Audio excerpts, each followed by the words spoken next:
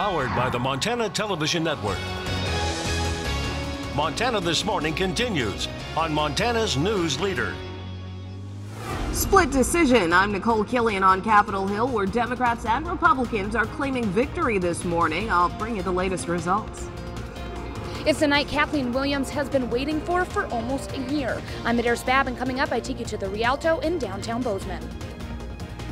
Good morning to you. We've made it to post-election day. Wednesday, it is coming up on 6:30, and we're continuing to have some developing results enter here to the studio, as there's some other ones that we're going to be watching throughout the afternoon. Absolutely true. Continuing our look at those developing midterm elections this morning, we start with the race for Montana's lone seat for the U.S. House of Representatives. This race pits first-time incumbent Greg Gianforte, Republican, against Democrat Kathleen Williams. Both are from the city of Bozeman.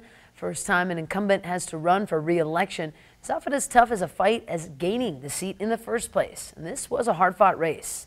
That's it. Well, now again, while the final election results aren't quite in yet, you can see Congressman Greg Gianforte has stretched his lead out early this morning. He did address his crowd at election party late last night in Bozeman. MTN's Caitlin Corbett tells us what the morale was like heading into this morning. Well, we're still here at the Hilton Garden Inn in Bozeman, and while it's still too early to tell, Representative Greg Gianforte did come out and address the crowd and said that he's pretty confident with the way that these results are going so far. Hello, folks. So I wanted to give you a quick update. At this point in time, we have more votes than anyone else on the ballot in Montana. And I am confident that we're going to win this race. But we need to let the officials have a little more time to count the ballots, so we'll find out in the morning. But I just want to say again, thank you for all your support. I am confident we're going to win this race. Thank you.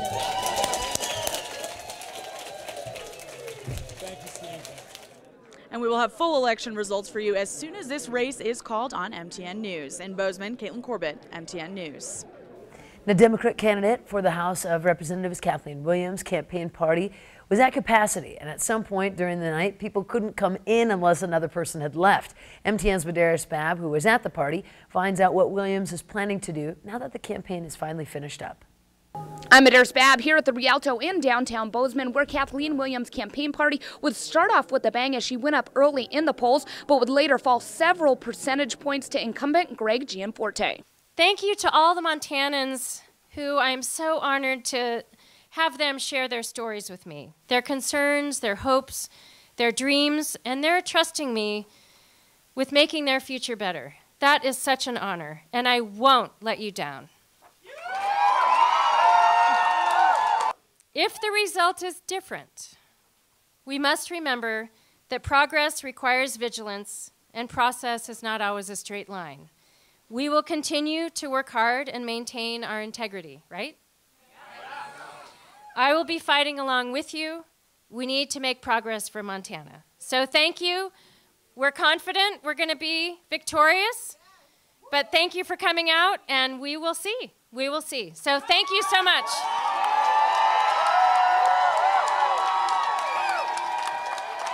Williams did say the first thing she's going to do after the completion of this campaign is get some sleep and recover from her cold. In Bozeman, Adair Spab, MTN News. I can only imagine how much you're just running against that. All that. of these candidates Everyone's have put in is just voices ridiculous. are gone. Now, No Williams question. raised more money than Gianforte, but at this time, she's still a few percentage points under. And as our graphic just showed, about 9 percentage points behind the incumbent Greg Gianforte at this point. We do have other races to talk about. U.S. Senate race in that contest right now, still very close to call in this one. Matt Rosedale, the challenger, with 49% of the vote, 202,000 there to about 199,000, almost 200,000 there. So that one still too close to call. In that race, we also have a race for Supreme Court, I do believe, as we are working through that one. Yeah, Clerk of the Supreme Court, Bowen Greenwood, former head of the Republican Party, right now leading this one. Rex Rank has worked as an assistant at the Supreme Court for about 24 years. Roger Roots, the Libertarian, in there with 6% of that one. So it looks like Bowen Greenwood is going to be your new Clerk of the Supreme Court as it stands right now. So that's here in Montana. We also have some other numbers nationally. Democrats will control the House when next year's Congress begins in January. Voters in yesterday's midterm election gave the Democrats the majority. But it wasn't the massive blue wave that many of them were hoping for. Republicans were able to extend their majority in the Senate. CBS's Nicole Killian is on Capitol Hill with our latest. Virginia 10. And that change came tonight. In a sign of what was to come, Virginia Democrat Jennifer Wexton defeated Republican Congresswoman Barbara Comstock in one of the first races called. It's one of more than 24 seats flipped in yesterday's midterm elections that helped Democrats take back the House. Today is more than about Democrats and Republicans. It's about restoring the Constitution's checks and balances to the Trump administration.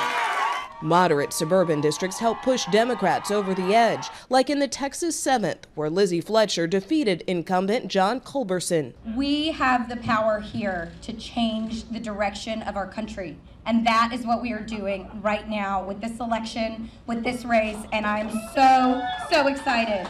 Republicans diminished the blue wave by increasing their majority in the Senate. Many, like Mike Braun in Indiana, credited President Trump. We as conservatives, being led by President Trump, we've got to prove why our way of thinking, why what works in the state of Indiana is going to work for the rest of America. The GOP also took back Senate seats in North Dakota, Missouri, and Florida. We've done this for over 200 years, and after these campaigns, we come together. And that's what we're going to do. Americans come together. Despite the loss of the House, President Trump tweeted, "Tremendous success tonight." Nicole Killian, CBS News, Capitol Hill. Now, other notable wins for the Senate. For the Republicans, Mitt Romney won the open seat in Utah. Marsha Blackburn won in Tennessee. And Ted Cruz held off Beto O'Rourke in Texas. Arizona is still too close to call at this time. As is Montana's. Matt Rosendale with less than 3,000 vote lead right now, with about 58% of the votes actually counted here in Montana. We're going to continue to update those numbers as we go along. Again, like we've been saying all morning long, Matt does this every day. This is not new to you, updating numbers. Yep. I'm looking at them now. Numbers just updated not long ago. It is chilly outside. You're going to have to deal with some fog in parts of the area this morning, and that is going to slow your morning commute. Could be some ice on a few of the area overpasses and some of those low-lying areas. There is some snow showing up on our satellite and radar imagery, but I think that's going to be on the lighter side initially. That fog beginning to roll into Montana State University. At this point, it looks like off and on snow showers for the afternoon. Take it easy this morning. It is going to be foggy for parts of southwest Montana. Complete forecast, of course, coming up in just a few minutes. 6:36, we have some local numbers to pass along as well. Bozeman City Commissioners hoping for a green light on the Public Safety Center. Voters pass a bond to build a new Public Safety Center. Facility will house municipal courts, victim services, police station, and fire station. If it passed, it will be located on city-owned property. There you see the results in right now, our latest numbers showing that one looks like it's going to pass 59% to 41. Again, city commissioners at odds with some county officials in that one, including Sheriff Brian Goodkin and County Attorney Marty Lambert. They've been pretty vocal in the opposition of that plan, of course, with the joint facility. And in the race for Gallatin County Clerk and Recorder, Eric Semmerad with 55%, Greg Metzger with 45%. That's a race there. Been endorsed by the clerk and recorder Charlotte Mills, who is a Republican in that one, was Eric Semmerad. Also in the race for county auditor, Aaron Cox right now with about an 8% lead over Jason Humberger in that race. Again, Eric Cox, the Democrat in that one. And in the race for Gallatin County Treasurer incumbent, Republican Kimberly Buchanan faces Democratic challenger Jennifer Blossom. And Blossom is currently the county auditor. She says she's running in part because she'd like the motor vehicle department to be running in a more efficient manner. Also, longtime Gallatin County Commissioner Steve White. Well, first off, yeah, that's the race there. Longtime Gallatin County Commissioner Steve White facing strong challenge from Scott McFarland. And this one you can see McFarland right now with about a 1,500 vote lead, 53% to 47% over incumbent Republican Steve White. And for the district court judge, Bob Whelan with 54%, Sam Cox sitting at about 46% right now. That again out of Butte. Also, Butte Silver Bowl school bond at this point looks like the voters in Butte are going to pass this one pretty easily by more than 4,000 votes, 65 to 35%. The Butte Silver Bowl school bond looks like it's going to pass for our viewers over in Silver Bowl area. And for the Justice of Peace in Silver Bowl County, Ben Pizdarek with 64% and Lee Labreche 36% holding at this time. Also, we're going to take a quick break here on Montana this morning. When we come back, the Belgrade School District went into shelter-in-place mode yesterday after a gun stolen from a vehicle in the high school parking lot. Those details in just a moment, but first, Gail King with a preview of what's to come on CBS This Morning. Good morning to you. Ahead on CBS This Morning, we'll show you all the surprises and upsets from last night's election, plus how the balance of power in D.C. will change for the next 2 years after Democrats won control of the House. And former Bush White House advisor Dan Senor joins us with what the results mean for the GOP and President Trump. A record number of women will be seated in the next Congress. We'll look at why there was such an increase in female candidates. We'll see you 7 o'clock.